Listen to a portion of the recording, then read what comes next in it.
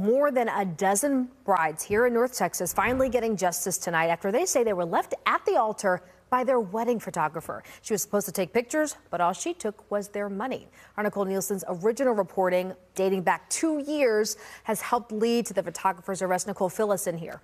You know, this all started with an email from one bride. Then we spent months piecing together a trail of lies, eventually leading to the photographer getting her own picture taken at the Collin County Jail. I'm good. How are you? Good. It's rare that an interview starts with a hug, but at this point, Maggie Jones is used to our cameras.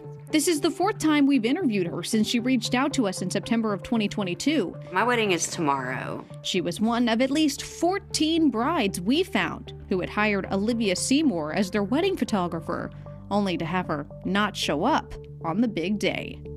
I get a message from her. I've been at the ER all day. We're going to have to cancel. She had a kid in the hospital. Family emergency going on. I need to be with my grandpa right now. Seymour sent a mass email to 77 clients, apologizing for her, quote, communication not being the best, explaining that she had fallen a little bit behind because of personal issues. That's when the brides began talking to each other and realized they were receiving the same last-minute explanations. At least 3 of them received the same photo of a thermometer, each on different days. In one case, 2 clients had weddings on the same day, and Seymour gave the brides different excuses. I can't cuss right now, but it was a S show. Seymour's contract allows her to send another photographer in her place. Sarah Barrington met the substitute hours before her ceremony. She said that it was her 2nd or 3rd wedding that she's done by herself, so she was going to try her best. The day of the wedding, Seymour messaged her about a family emergency. Barrington later learned the substitute had instead been hired more than a week ahead of time. It's very disappointing, and it's just such a big letdown because that was our special day and I barely have any pictures. She messaged me on Facebook, about 9 o'clock in the morning, frantically telling me she had a sick kid.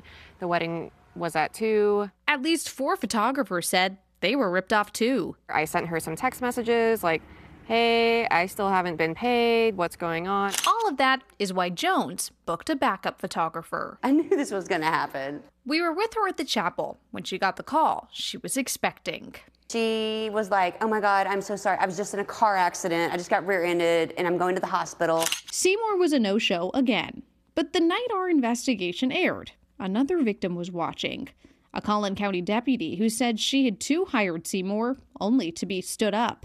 The deputy filed her own report, and the very next day, the sheriff's office got involved. Is this Maggie? Were you on the news last night? And I said, yes, I was. And he told me who he was from Collin County Sheriff's Department. I saw you on the news. Do you have any information you could share with me? And I was like, yes. And if you need more, CBS 11 has everything. Yeah. The investigator found unhappy customers dating back nearly 2 years. In his affidavit note, he wrote, the events are not a mismanagement of business, but an intentional act to deceive and deprive. Seymour was charged with felony theft of property, owing a dozen women a total of more than $11,000. After almost 2 years of trying to speak with Seymour, we caught up with her outside the courthouse, where she told us she had no idea what we were talking about. Are you interested at all in telling us your side of the story? After months of case delays, Seymour pleaded guilty.